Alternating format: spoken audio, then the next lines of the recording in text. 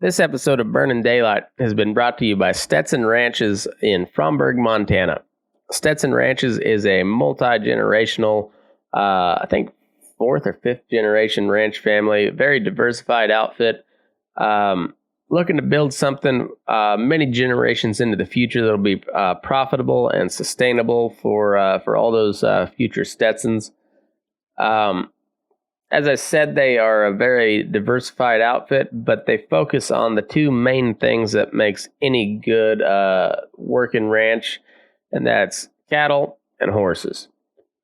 As far as the horses go, we got some of the best foundation quarter horse bloodlines, proven bloodlines, type of stuff you'd want. Peppy Sand Badger, Two-Eyed Jack, Zanpar Bar, Dock Bar, just to name a few. Tina did a really good job getting this string of broodmares put together. They're breeding to some of the best studs out there, and these colts are going to be big, shapy, athletic, heavy boned, and have a great mind to them, ready to go any direction you want to go. And they've also got just one of the more unique direct-to-consumer beef programs I've seen. And I'm not just saying that because they're a sponsor, but the way that they're going about it, I think is really, really cool. They're running registered Black Angus cows, breeding them back to registered Hereford bulls. What that's going to produce is a black bald face calf. And for those of you who don't know what that means, it's going to be all black except for his white and his white on his face and his legs.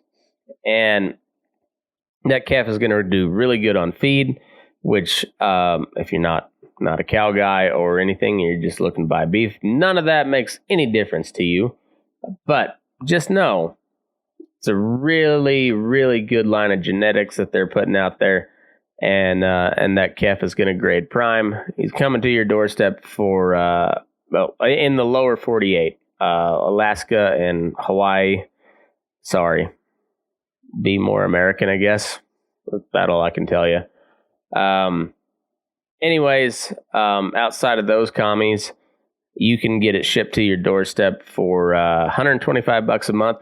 That's their subscription package. That is 8 to 11 pounds of beef. We're talking hamburger, roast, steak, stew meat, all the good stuff. And then they also offer eighth, quarter, all the way up to a full beef package. Eighth and a quarter starting about $9.95 a pound. And going, just go from there. Anyways, if you'd like to check them out, head over to StetsonBeef.com to order any beef, StetsonRanches.com for the horses, and any other questions, just give them a holler. Follow them on Facebook and Instagram at Stetson Beef, and let them know you heard about it on Burnin Daylight. Actually, use the promo code Move Your Ass, and that'll get you 20% off your first month on that the subscription package. So anyways, next up, we've got LomaLivestock.com, and that's their website anyway. Loma Livestock, the best goddamn sale barn in North America, owned and operated by my good buddy George Raftopoulos. George is a hell of a good guy, friend of the show, and just doing a really cool thing out there in Loma. He's got a sale going every Monday, 10 a.m. Mountain Time, starting with the feeders, go with the weigh up stuff, cows and bulls, or vice versa. It just depends on how many they got. And anyway, he's doing his best to bring some value to your cattle, some extra value. I guess match you with the right buyers, try to match the right buyers with the right sellers, and just get the best overall price for everybody. And that's what a good sale barn is supposed to do, and that's what George is doing all the time. He's just constantly trying to make it a better experience for the buyer and the seller all at the same time. So anyways, if you got any other questions for him, give him a holler, 970-858-9988. Check them out online, lomalivestock.com, and make sure you give them a follow on Facebook and Instagram at Loma Livestock. Might be an LLC on those tags. Anyway, just look them up. Loma Livestock, you'll find them. And finally, last but not least, we got Mr. Jake Houston and Houston Boot Company. Jake's been making boots for about 5 years now out of Virginia City, Nevada. He's a friend of the show, great friend of mine, just a really cool guy, making some of the best cowboy boots out there. 100% handmade, custom made to order, the highest quality materials, leather. I don't know much about the stitching, so I won't talk on that, but I'm sure it's really good. He really makes just a really well made pair of boots, and he makes them look cool as shit. He's just an artist by nature, and but you can really tell the attention to detail that he puts into each pair of boots. He likes to measure you by hand, so he has no idea what he's looking or what he's working with. But he can also send you a kit if you need to. Anyways, just a great guy, makes a great pair of boots. Check him out online at Houston Boot Co. on Instagram. And if you'd like to get a hold of him in person, give him a holler, 775-315-3022. And as always, make sure you let him know you heard about it on Burnin Daylight. And then for everybody who hasn't signed up on the Patreon yet, we do a lot of bonus content there. You get ad-free shows, and then you also get entered into a giveaway. This month we had, I guess it'd be for March. April, we're going to be giving away some ranch ropes, but for March, Mr. Brett Candle won a handmade custom mohair cinch from Rocky Mountain Mohair. This Paige Lawrence. So thank you, Paige. Thank you, Brett, for supporting the show. And as of right now, I think I'll give away 3 ranch ropes, so that'll be 3 spots. Got anybody who think they'd be interested? Give them a heads up that we're doing some cool shit over here. Anyhow, go find us on Patreon, patreon.com/Burnin Daylight. Now, let's get into the show. Your eyes up in the morning, beneath the stars so bright. Pull your hat down, make sure your cinch is tight. Horse is kinda snuffy, cold chill up your spine. We'll get your ass moving, son, we're burning daylight. Burning daylight. Burning daylight. In the saddle till the job's done right. Howdy there, daylight burners. Happy Friday. I hope the week went pretty well for you. Mine was pretty awesome, not gonna lie. Had a good week. Had a lot of baseball. Got to talk to Boots O'Neill. Had a really good Fence Post Politics episode with Aaron. And then bull session. Bull session's always a good time. I freaking love bull sessions. I don't care if anybody listens to them. I'm going to keep doing them because it's just a good time. I like talking to other cowhands. I like shooting the shit, and I like hearing how different people do things, wherever they're at. And all in all, it's a good time.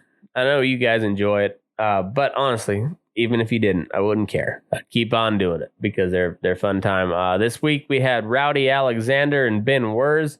Rowdy's up in Montana on the Northern Cheyenne res. And then Ben is down in South Central Colorado. And we talked about a whole lot of different things. We learned a little bit about what it's like growing up on the reservation, what it's like running cattle on the reservation, and then we just talked a little bit of cowboy shit. It was a good time. I enjoyed it. Rowdy and Ben. It's a good time, and I think you guys will enjoy it too. So, anyhow, let's get into the show, and here's the bull session. It's looking pretty bright. Well, get your ass moving, son. We're burning daylight. Burning daylight. Burning daylight. In the saddle till the job's done right.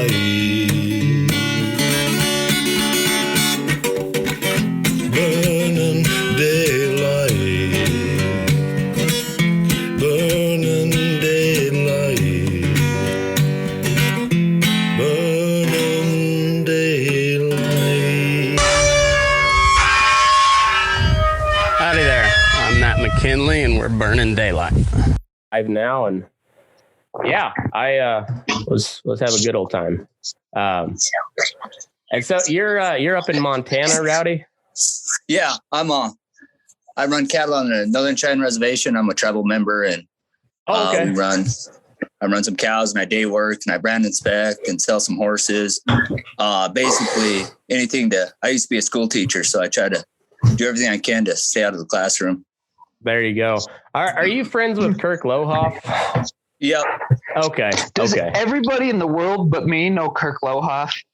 I think so, and I really only know him through here, but or through the podcast. But yeah, he seems like he knows everybody alive. Well, he's trying to start his own podcast, but I think it's just a beer talk. Well, I told him if he did, let me know. I'd help him out. So I think it'd be a good idea. I'm going to try to get some other guys, to do it as well. And I think the more people we have, like telling real, like what, it doesn't even have to be cowboy shit, but just like real rural America stuff. And eventually one of those podcasts will take off, and you'll have a wide audience of people that actually get to hear the perspective of what we do on a daily basis, and what we go through, how they're bullshit up in Denver or, or Helena or wherever, it's Carson City, how the bullshit that they pass in the city affects all of us out in the sticks. So I don't know, maybe I think if there's enough of us out there, somebody will catch on. So that's my thoughts. So anybody that's willing to try it, let's give it a go.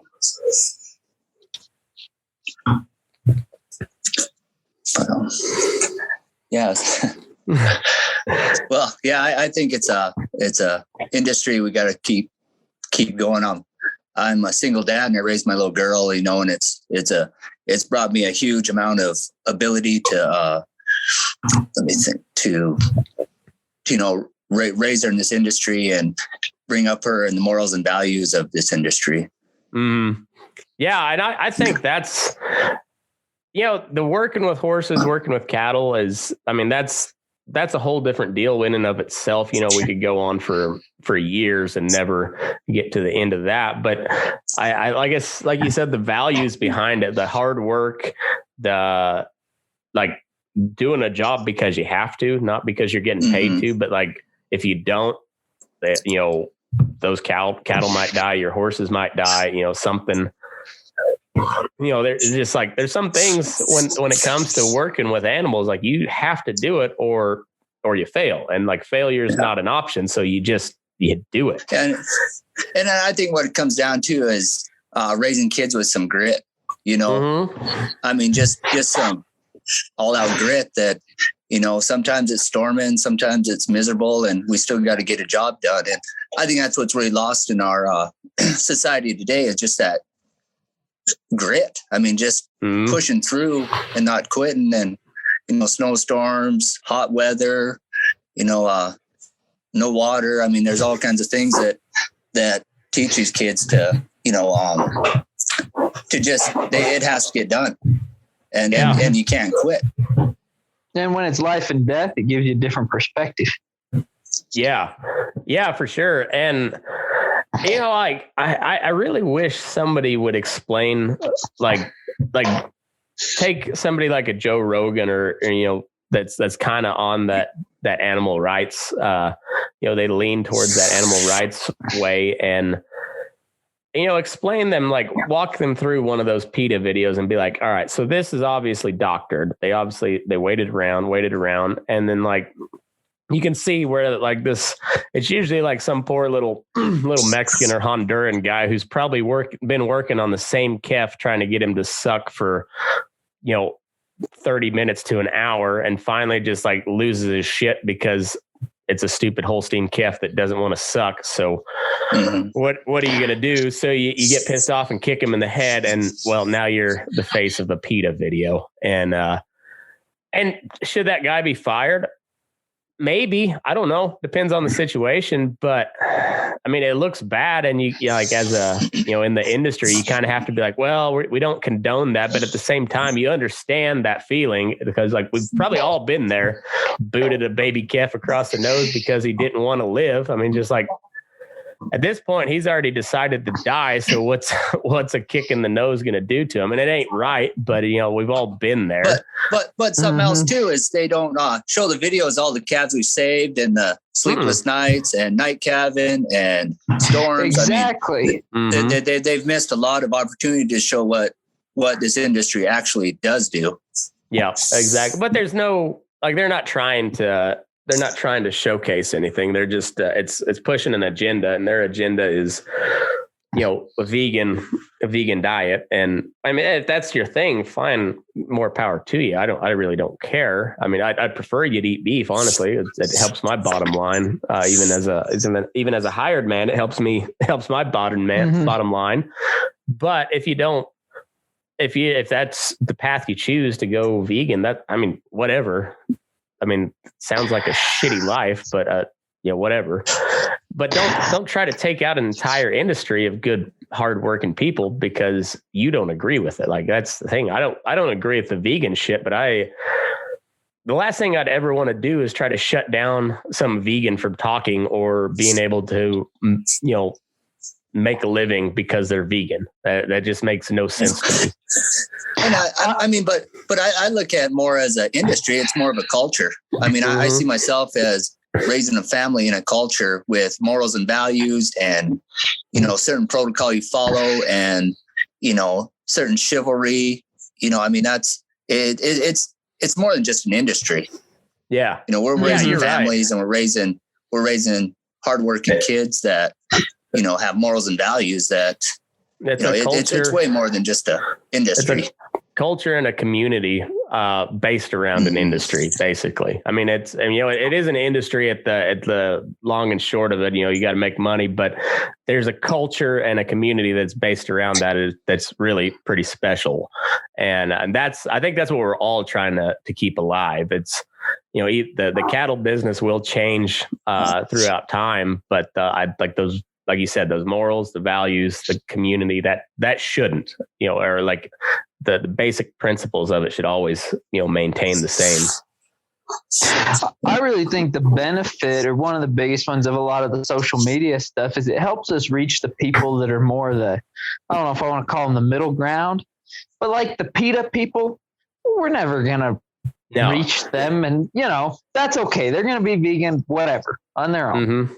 But, there's those other people who they see a video of a cute little calf being abused or something like that. Well, then they don't like it. They go, oh, it's cute. Well, all well and good. Like you said, calf shouldn't be getting beaten or whatever. Yeah. But, I think our benefit on social media is we can help them see both sides, show them pictures of horses and, other stuff, and us working with and go, oh, this is what you really do.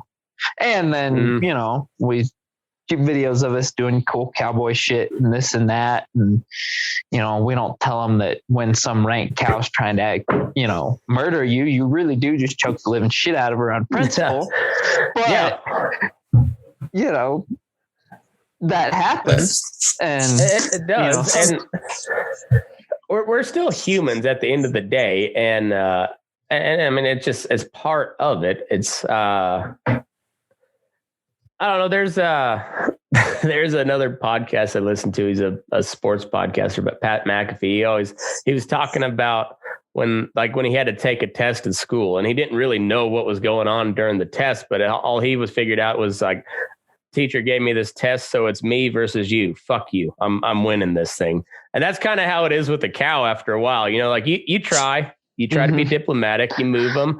And if they don't want to move, you know, eventually it's just like, no, I'm winning this thing. You're not. So here we go. Now your eyes are gonna bug out a little bit, and you should have acted a little better the first time. My eyes roll back in my head. Yeah. And but you know, it's also, people don't realize like how much power is behind, say, a 1,300 pound cow. Like when you've got them on the end of the line, like, man, that's like, I don't even think people realize how much damage a 150 pound calf can do if you don't get his legs gathered up, you know? God, no kidding. Like a little 150 pound calf will kick the dog shit out of you if you're not careful. And if you don't, control his legs, I mean, those little hooves hurt. They can really do some damage. Oh, they can. I had a cow come home from New Mexico, what was it, yesterday, who, came home wet. She's obviously calved without a calf, and the guys down there gathering missed it. I don't know exactly what.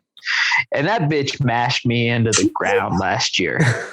I mean, I had a black eye, excuse me. It was ugly. And I have no sympathy for her whatsoever in some ways. But at the same time, I was going, we should put her back on a truck and tell them to turn her back out and go find her calf. Because she'll find it. She'll find it. She's a good mother. I hate her guts, but she's a good mother. Mm-hmm.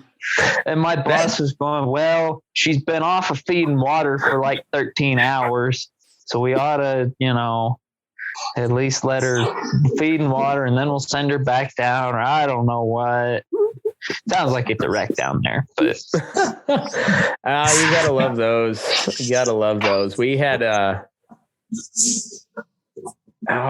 we were sending some cattle from Syracuse, Kansas. They were a bunch of black baldy bred heifers, and they were going down by Fort Stockton.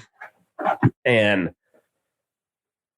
I disagreed with the head count on one of the loads going out. The ranch manager, we were there at the Cactus Yard in Syracuse. We were doing confined cow calf, and I think we sold like 3,000 head of these first calf heifers, and the ranch manager had like 61 on the truck, and I had 62, or it was vice versa. And he was like, "No, there's 62 on there." No, there's 61.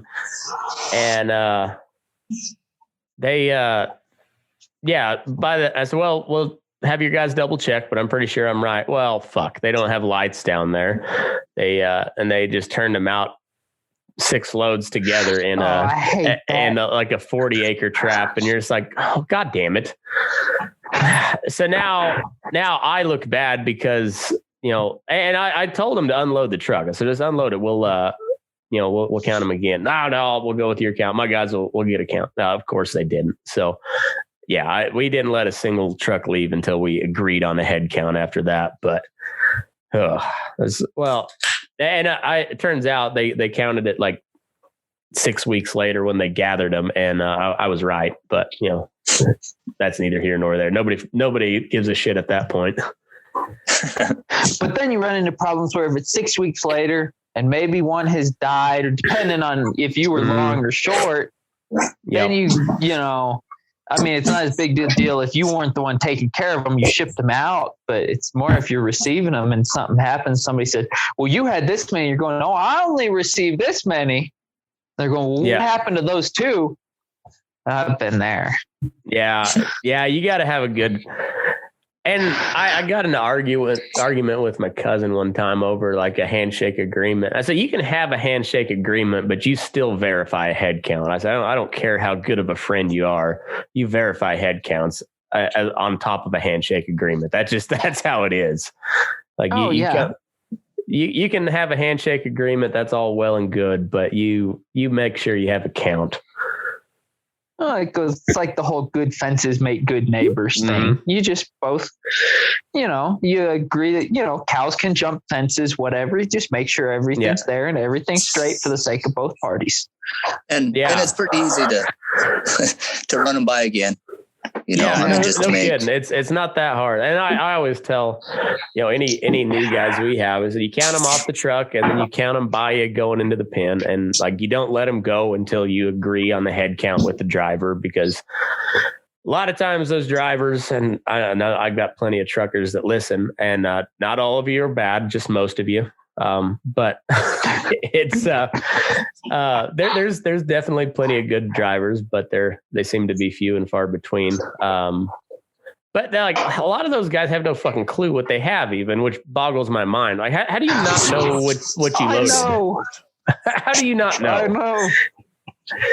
Like, I would never, like, just me personally, I would never not, like, same thing. I wouldn't pull away from the chute until we agree on a head count. And where we're going, all that. Like, it just boggles my mind how many times a driver will get lost because they'll take one wrong turn and they'll end out in the middle of the fucking desert. And you're just like, why didn't you call? If like when you just like your shitty dirt road turns into a 2-track, which turns into an even shittier 2-track, and you're not seeing any lights around. Maybe you just stop and then call and see if you're in the right spot. And it's the middle of the night. I had a trucker show up once. I went to do his convoy, and he had never loaded a cattle truck before. Didn't know. He asked me how many to load in there. Oh, fuck. I mean, I had never loaded nothing, and so it took us about 6 times to load, unload to figure out. I mean, how to load it. I'm sure he didn't have any idea how his gates worked on the inside or anything. Yeah, too. exactly. Like, he doesn't know how to set his counterbalance, nothing. Oh, fuck.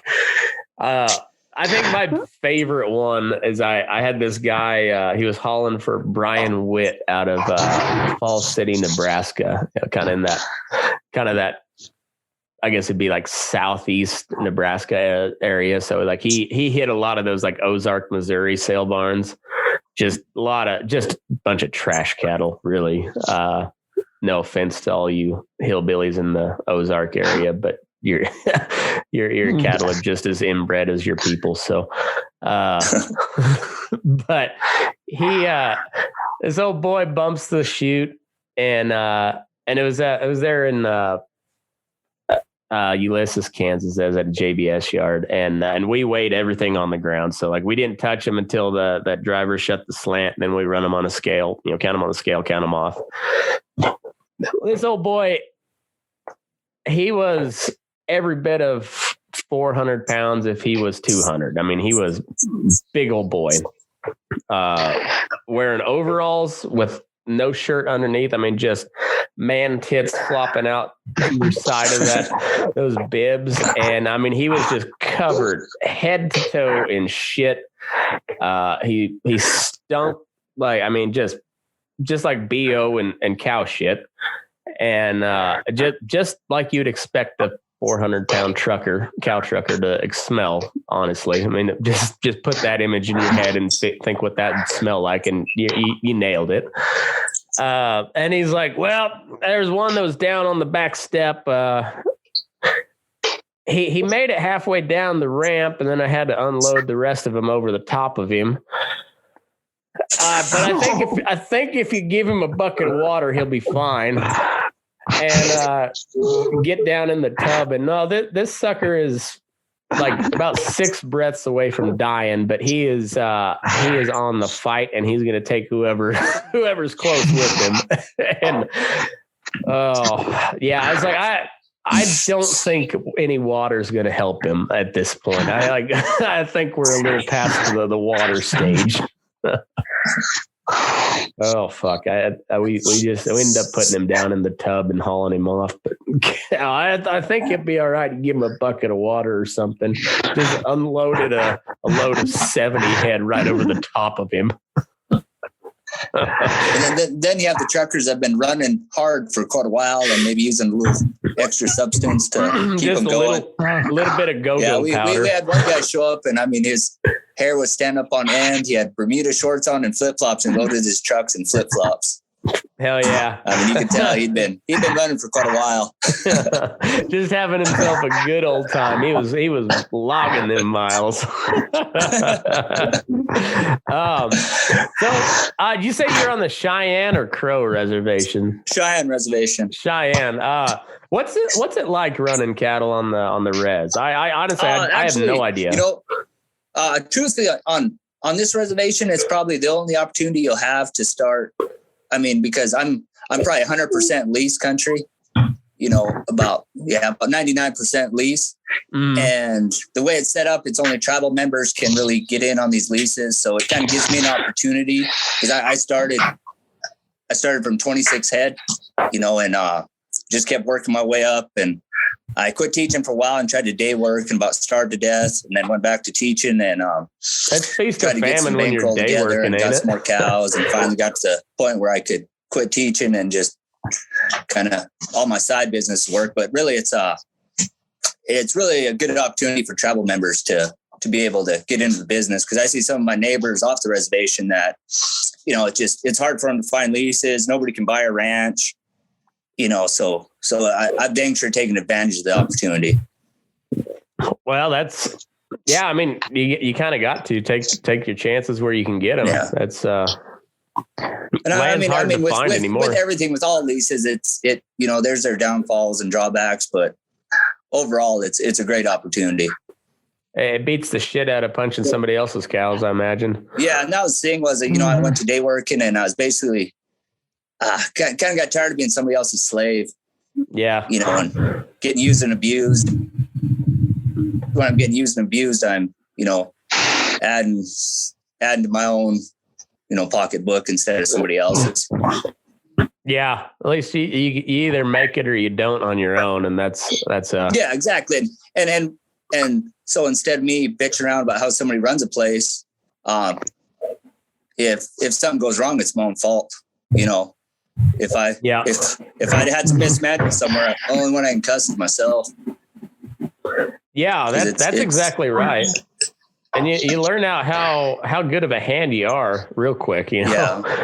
And I think my best education was day work. I looked around and I day worked for good people and day work for shitty people. So when I started putting my stuff together, I decided, well, this really worked good here.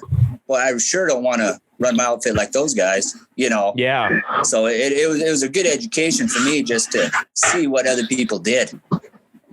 Yeah, for sure. I've always thought the same way. Like, I've worked for quite a few outfits, and then I've day worked, either paid or just, kind of vacation type work, get out of the feedlot for a little bit for a lot of different people. And I've seen a lot of different ways to do things. And I've always learned something when I went to help, and whether it be a new way to do something, the right way to do something, or like, holy shit, that didn't work at all. I just never do that again. I've learned that a couple times too. Mm-hmm. Yeah. And I've also learned like, hey, that guy I don't want to work for ever again either. And that's the cool thing about day work. And you'd be like, I just got tied up today. I can't make it. I can't make it. Yep, that's exactly. But at first, when you're starving to death, you kind of have to work for everybody. Yeah, when you're first trying to get a name out there, you take what you can get. Because a paycheck's a paycheck. Son of a bitch, this is miserable. Well, yeah, when you sign up for $125 a day and you end up just building fence all fucking day, you're like, I'll start charging by the hour next time. If that's gonna be. But if I'm bringing a horse, I'm going to use a horse. I ain't building fence, something like that. There's been a couple times where, and I didn't get invited back on a couple deals either, but I was like, no, either way, this day work deal can go both ways. Like they asked me if I need, if I could help at the feedlot or if I was available. I said, I could be. I said, I need to know by, this evening though, so I can make plans. Otherwise I gotta find a babysitter or whatever. Well, and then I never heard anything till 4:30 the next morning. They're like, "Hey, are you coming in?" No, I'm not. Yeah. You were supposed to let me know last night. I've got plans now. Sorry. Like, well, you won't be invited back. Well, that's fine, but you could. I told you, like, let me know if you need me, and not let me know an hour before you need me there. Fuck. You had all night. Yeah, and most of those places you don't want to go back to anyway. So, I mean, I kind of liked. I mean, when you're day working, you got to have your schedule filled out, and you got to. I mean, you just got to be organized, and you're trying to make a living. If people are gonna run you that way, I just can't deal with it. Yeah, like if I'll just go find another colt to ride. I'll find something. And that's to exactly do. right, and that's kind of where I got to too. Is like, I'll go home and ride 3 colts, and make my $100 that way. Yeah, exactly. Or shit, I'll do something else. Like there's plenty of ways to make a buck out there, and I mean it gets tough when cowboying's what but you get creative after a while because cowboy wages don't pay very well. You have to get creative. Yeah. But if they feed you good, that sure helps, especially when you're a bachelor.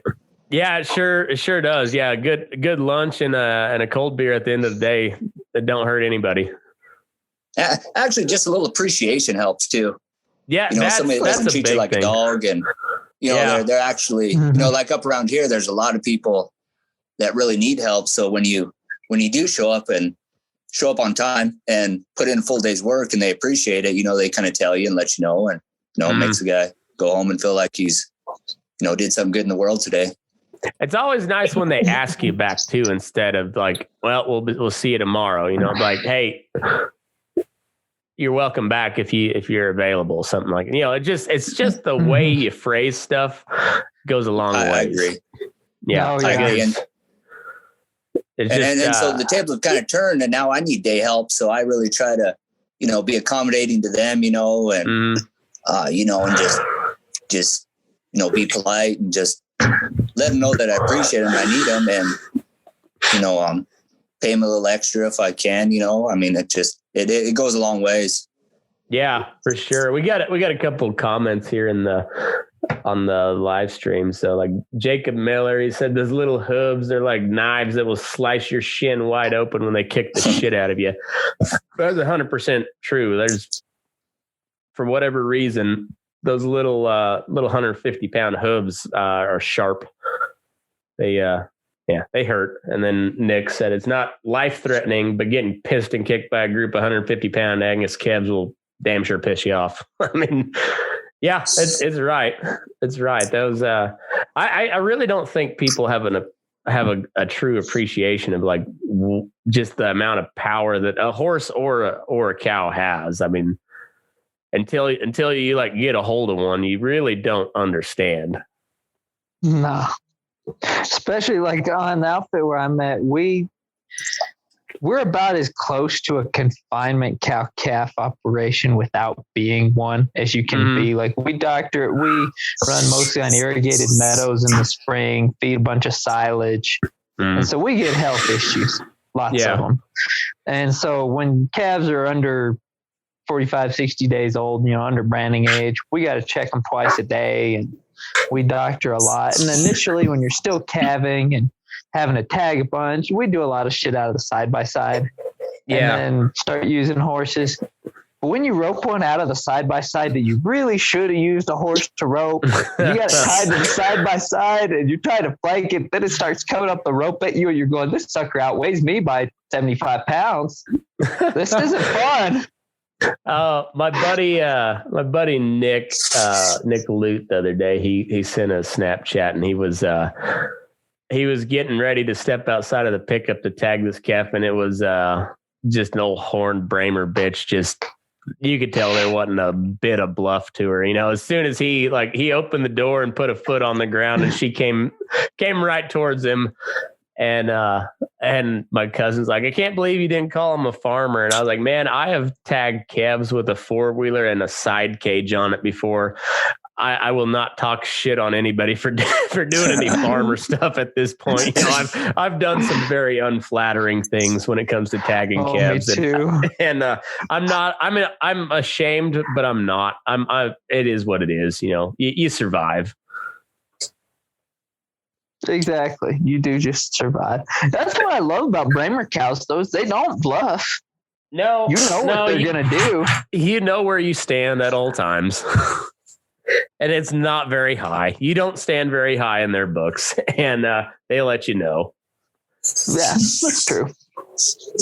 Yeah, there's something about honesty even with cattle. You know, I'd way rather have a rank ass honest cow than a snake. You know.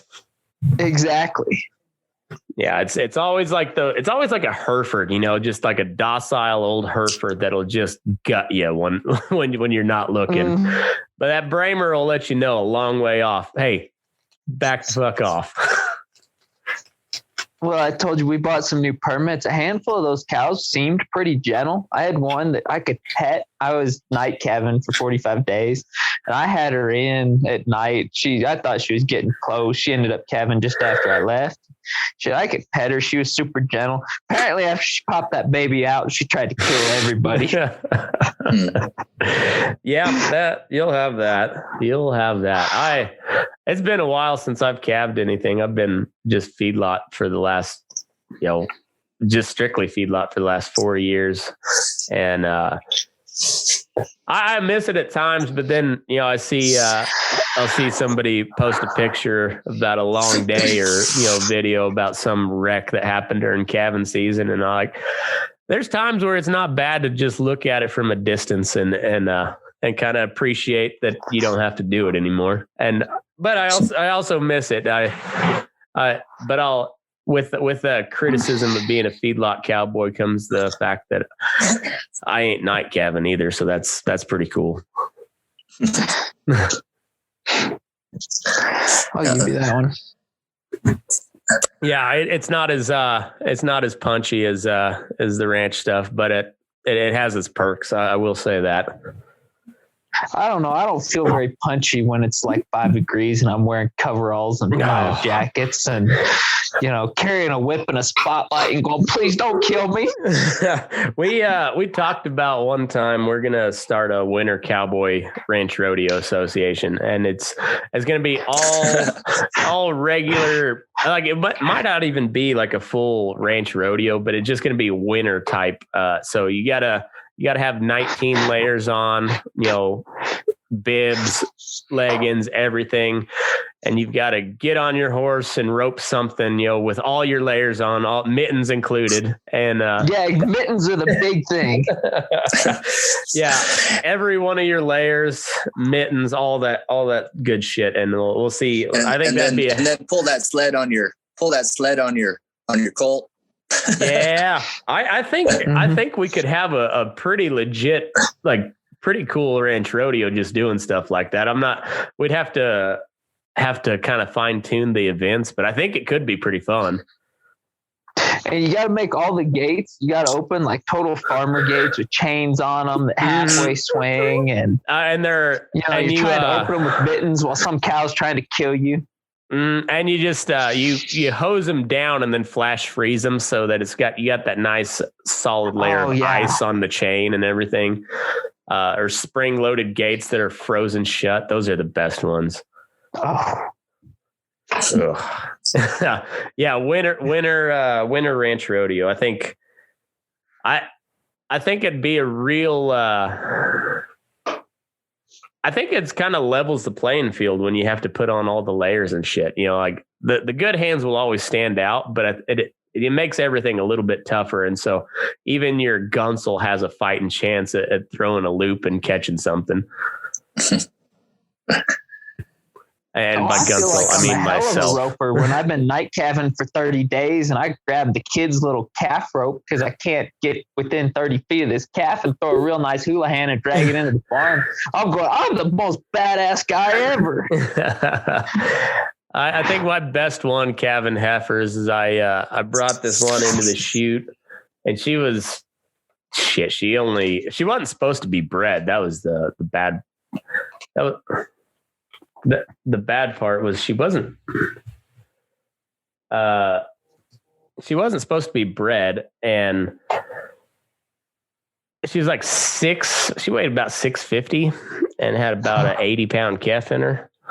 And I was trying to pull this thing, and it was an old silencer chute, and I don't know how many head of cattle had been run through there, but the old bushings and everything were a little bit worn out. The cylinders weren't the best, and pretty soon she backed out of the head catch and was about to step over the top of me. So I rolled out of the way, and I hit the latch on the palpation cage, and just, I think I still got a scar right there, but just gashed my forehead open. And so I rolled out of the way, and then I jumped out and opened the head catch, and I pushed her back up in there and pulled the calf out.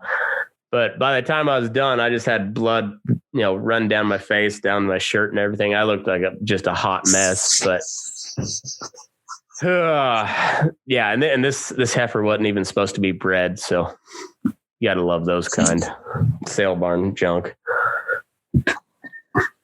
How often you run into those at the feedlot stuff that, you get in that, happens to be bred?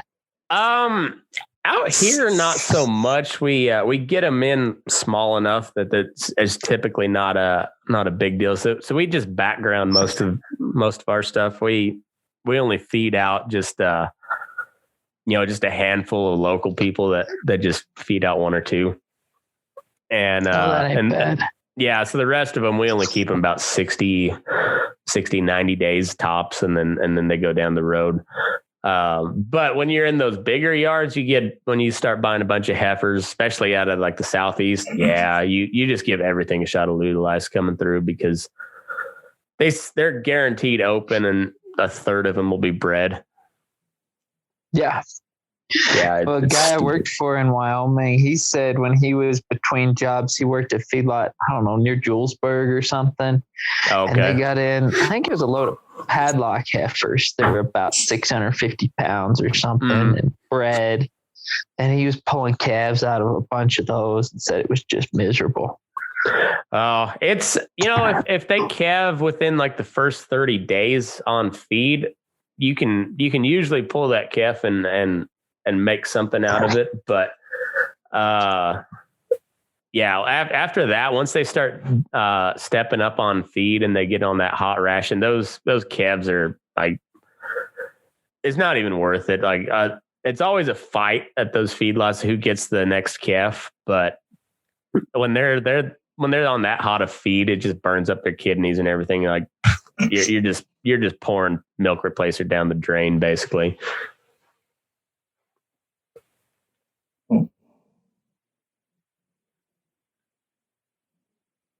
Go ahead, anybody.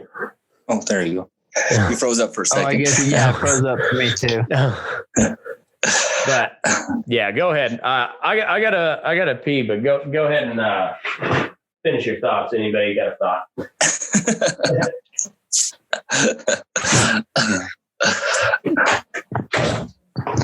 What elevation are you at, Rowdy? Oh, shit. I don't even know. Everybody asked me that too. I never checked. We're pretty high up there. We're kind of at the foothills of the Bighorn Mountains. We're just north of Sheridan, Wyoming. Mm-hmm. Yeah. It's kind of big, rough country, which is kind of cool because it's kind of limits the four-wheelers. Yeah, exactly. I mean, there's so many pine trees and it's kind of rough, and there's just a lot of the area that you can't even get in with it. I mean, you have to be horseback. There is such a thing as too many pine trees, though. Yeah, well, we have issues with pine needles. As soon as that snow flies, you got to hustle your ass and get them out of there, because it don't take long for them to start going those pine needles and start sloughing calves. Mm-hmm. I wondered if we would see that. We got a snowstorm early September last year when we were still on the mountain. Where are you at? I'm in south central Colorado, Monte Vista. Oh yeah. We run it. Our base is about 7,500 feet, but we run on the mountain from about 9,000 to 13,000. and I ride permits all summer. And like I said, I mean, after that snowstorm, we still had another, I don't know, 2 weeks on the mountain, something like that, maybe a little more.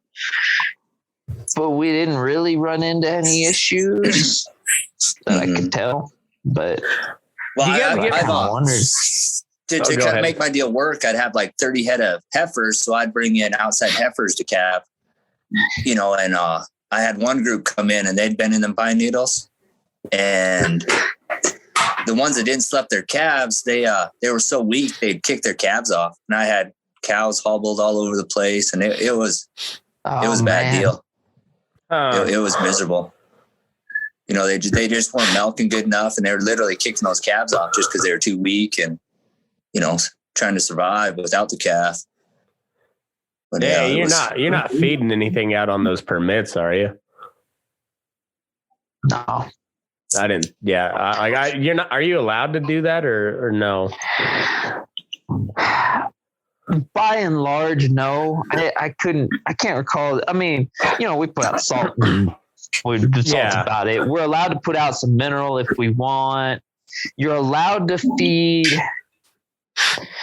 I think it's like follows the same regulations that they make the outfitters follow, where like you could feed cake if you wanted, as long as it, you had it certified weed free and all that other crap. And all that horse shit.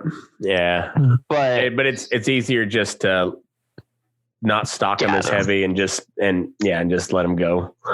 Yeah, and we're pretty limited on when we can use them anyway. Like our dates are pretty much set in stone, and hell, like where I stay in the summer, there's 10 feet of snow there all winter.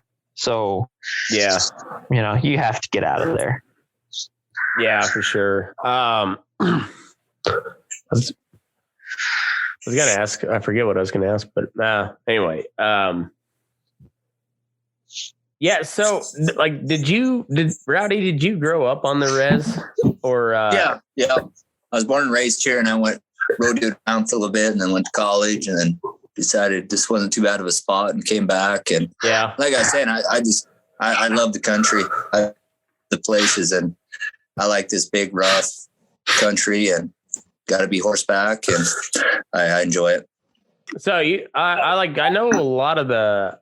Well, see, we didn't have any Indians where I grew up. Like we had like the the Kashari Indians way back in the day, but they're like, I don't even know if there's any.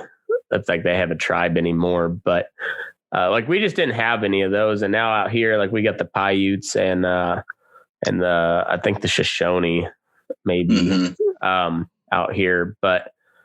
Hey, it's a whole different deal. Like I never grew up around it, and yeah, it's interesting. Of course, we always played cowboys and Indians growing up, and but it never occurred to me that there were Indian cowboys. And then I moved out here and shit. Like then you hear about you start hearing about some of like the old school, especially like up at that Owyhee reservation. You hear about some of the buckaroos up there, and then I don't know. It's kind of cool because like I was talking about culture. That is kind of our culture because let's go to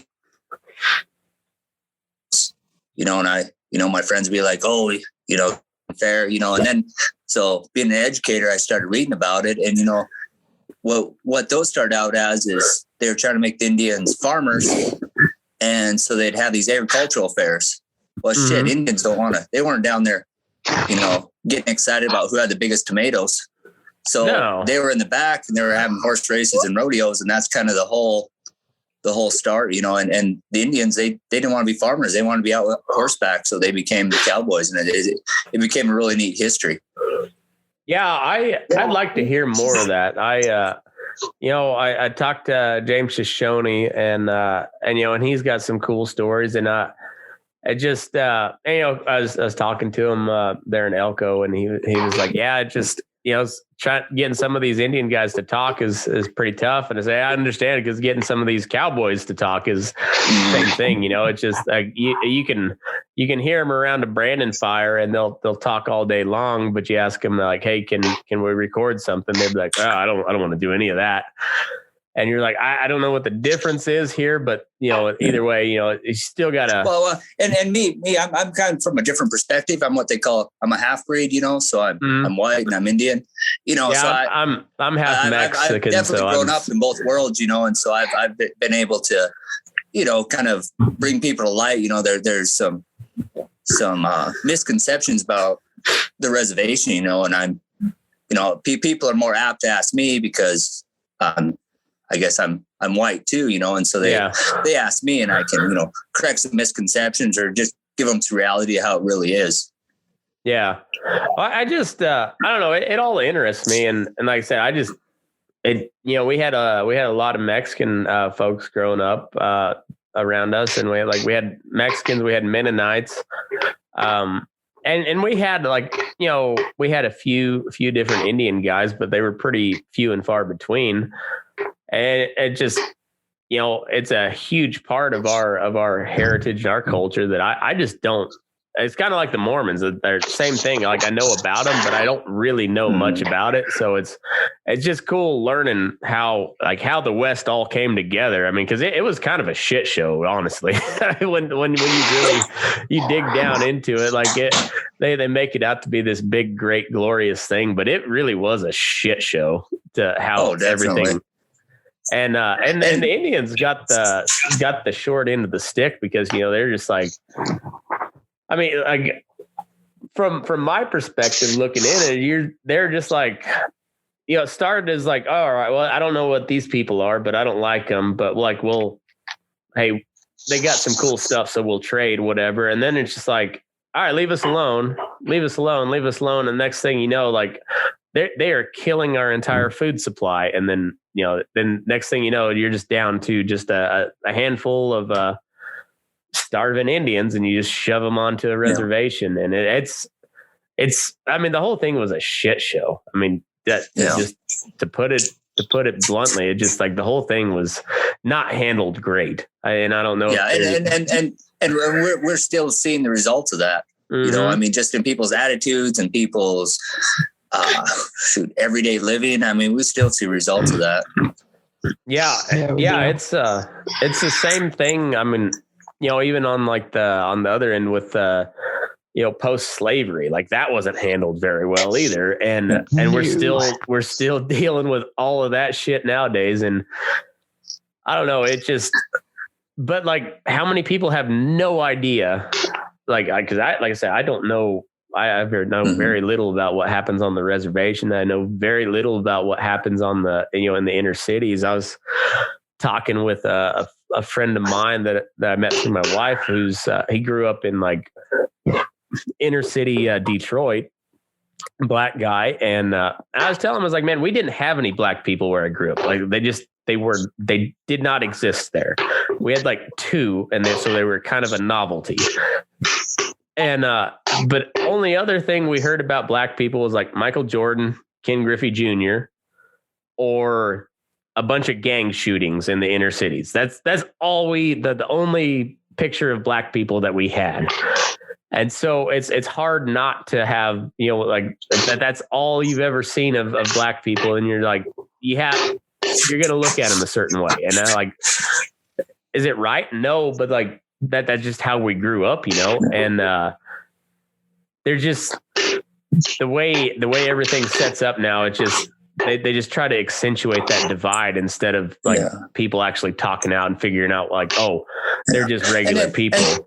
And the cool thing about this reservation is the cowboy culture is very strong. I had a kid who kind of, he hitchhiked he couldn't make it. He couldn't find a ride, and I had a horse saddled up for him. So he hitchhiked to my branding, caught a ride, got to the turnoff, and then the calf listers picked him up and brought him the rest of the way in. I mean, these kids want to ride and they want a rope. That's awesome, man. That's pretty amazing. I mean, these guys ride bareback up and down the streets. I mean, they don't have vehicle. I mean, a lot of people still, use horses for transportation. These kids, you'll just see them all summer just running wild, horseback, bareback, piece of twine in their horse's mouth. I mean, it's kind of crude, but they're horseback, and they want to be horseback. That's awesome, man. It's I love that. And it's hard. Why would you turn Like, why would you turn your nose down at that? Especially the way, like, how soft society has become. Even the soft people realize we've become too soft. And like when you see just, I don't know, that's kind of why I made this big stink about Little League. You know, like they're just like, oh, you can't have sunflower seeds. You know, we can play Little League, but you can't have sunflower seeds because of COVID. Can we just fucking play baseball? Like, is this not America? Can we just play baseball? Like, oh, well, we have to comply by all these regulations. So we have this paper from the state that says we can. Well, how about fuck that piece of paper and we just play baseball because we're Americans and we have the right to do that. Like, how about that? And I don't know. It's like, why would you turn your nose down at a bunch of Indian kids riding bareback because that's what they want to do? At least they're doing that and not getting into real trouble, you know, like that's something like that should be noteworthy and commendable. Like you should look at that with like pride. And those kids are going to have a real appreciation for something too. Like I've, around some kids lately, riding these $10,000 horses, and I'm going, God, I wish I had a horse like that when I was that age. Yeah. And if you're, I wish I had a horse like that at my age now. Yeah, that too. It's wild, but it's I don't know. I think anytime you can get kids outside doing something, even if they are getting in a little bit of trouble, just let them do it. Well, then of course I always get the boneheads, but the majority of these boneheads don't have a father figure in their life. So I cuss them, and they respect it. They want to please you, and so you cuss them, get your ass out of the way, try harder, and they try harder. It's not the school system, it's actually, we're out here getting something done. We're outside and you can see the results of your accomplishments. And it's really a big thing for them. Yeah, I agree. I think it's one of the plus they get kicked by that calf and they realize we still got 100 head of calves to brand, I mean, they can't quit. Yeah, exactly. It's, and it teaches them to grow a tough skin too, because when you're dealing with, say you're running in a bunch of yearlings, 6, 7, 8 yearlings, still a pretty big animal. Doesn't look all that big when you're on horseback, but like if you're not doing your job, somebody could very easily die because you fucked up and turned a bunch of cows on them. So like, you're not going to get talked to nicely when something like that's about to happen. It's going to be like, no, get your fucking ass out of the way.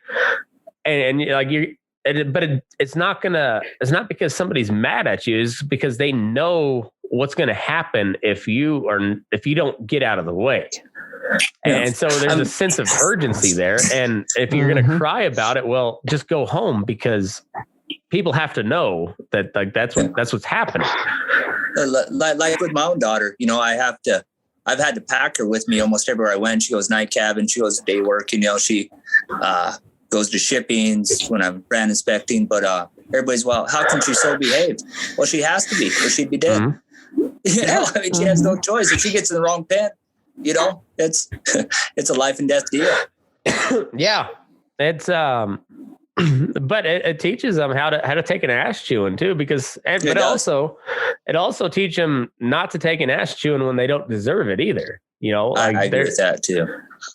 Because after a while, when you realize like, hey, this wasn't my fault, pretty soon you're going to get a little irritated at that, and you'll bark back. And I'm good with that. Like I don't come down on my kids when they bark back at me every now and then. Like I always kind of keep them in check, but I always kind of like it when they like, hey, no, like at least they're thinking, I like that. And I think that's what this industry does for these kids, is allows them to think for themselves, think ahead. Because they have to. I mean, they have to. Because some kids that get around here, they can't think for themselves. They have to be told everything. And if they aren't being told what to do, instead of looking ahead, they sit down. Well, and those are the kids that end up being tank washers and grinders, and that's about it. because you can tell them, hey, do this task over and over and over again, and they'll do it. And that's about what they're capable of, because they can't think for themselves. Yeah. But anyhow, I think that we'll probably call that good for the main portion. We'll head over to Patreon here. But thanks for everybody for tuning in. One of you fellas want to sign us off? Go ahead. Well, go ahead. Go ahead, Ben. You got it. All right. What I just say is, Ben, it's Burnin Daylight podcast. And we're out. Move your ass. We're burning daylight. Move your ass. We're burning daylight. I knew I'd fuck that up.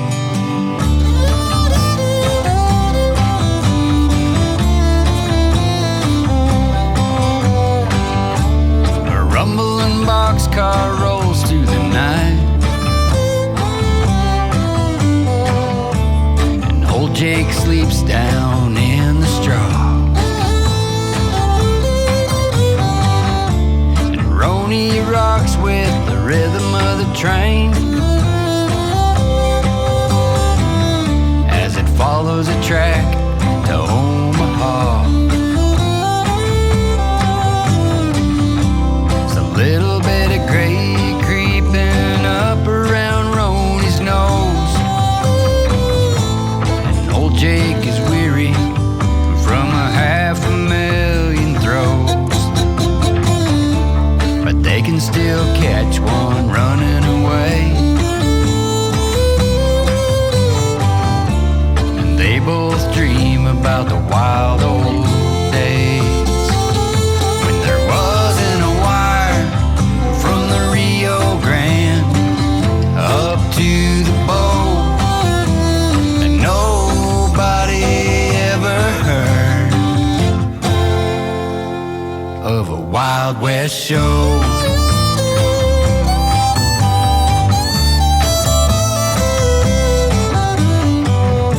Well, how many brands does that old cowboy burn? How many wild steers has his pony turned? You know there weren't silver trophies back then. The only prize was one you couldn't win. 'Cause how can you measure being totally free? God was man's only law. There was no boundary, and there wasn't a wire from the Rio Grande up to the boat, and nobody ever heard of a Wild West show.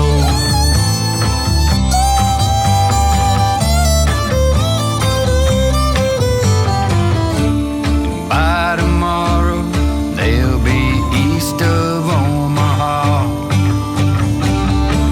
another crowd, another town, another sin. Wild Indians, reckless cowboys, stagecoaches and outlaws, and a couple